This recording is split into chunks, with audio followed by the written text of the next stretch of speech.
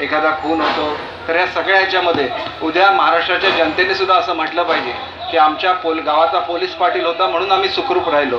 एवढं चांगलं काम पुढच्या काळात तुमच्या हातून घडव आणि त्याच्यासाठी सरकारकडून जे जे काही तुमच्यासाठी करायला लागेल याच्याबद्दल सकारात्मक विचार करण्याबद्दल मी आता गेल्याबरोबर मी येण्यापूर्वीच मुख्यमंत्री महोदयांची चर्चा केलेली होती, परंतु सरकार सकारात्मक आहे एवढंच या प्रसंगी मी आपल्याला सांगतो.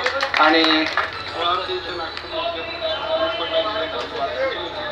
अच्छा, ते पोलीस पाटलांना वाटसांची नियुक्ती नसते, परंतु तुम्ही त्यांना जो रेग्युलर तुमची प्रोसेस आहे, ज्या प्रोसेसमध्ये आपण SDOंकडे अर्ज करायला लागतो, ज्याला त्याचं नोटिफिकेशन निघेल त्यावेळेला, आणि ते मग सहानुभूतीपूर्वक विचार करत असतात. कारण तुम्ही एक लक्षात घ्या, इथं वारसाची अशी सिस्टीम पोलीस पाटीलांच्या ह्याच्यासाठी नाही.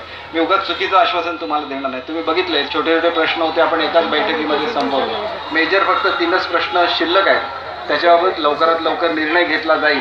आणि हा निर्णय घेत असताना तुमच्याबरोबरच तुमच्यासारखी जी इतर कॅडर आहे त्यांच्या संदर्भात सुद्धा विम्याच्या संदर्भात काय करायचं, त्यांच्या संदर्भात आपल्या पेन्शनची जरी डायरेक्टली सरकारची पेन्शन देता येत नसली तरी जी केंद्र शासनाची पेन्शन योजना आहे त्याच्यामध्ये तुम्हाला कशा तऱ्हेने सहभागी करून घेता येईल याच्या संदर्भात सकारात्मक विचार निश्चितपणे करेल. आणि मुख्यमंत्री आल्यानंतर स्वतः मुख्यमंत्री महोदयाने ती कमिटी सुद्धा स्थापन केलेली आहे. मी वित्त खात्याचा मंत्री आहे म्हणून तुम्हाला सांगू शकतो, वित्तचा एक गृहचा सुद्धा राज्यमंत्री आहे, त्यामुळे ती कमिटी सुद्धा फॉर्म झालेली आहे.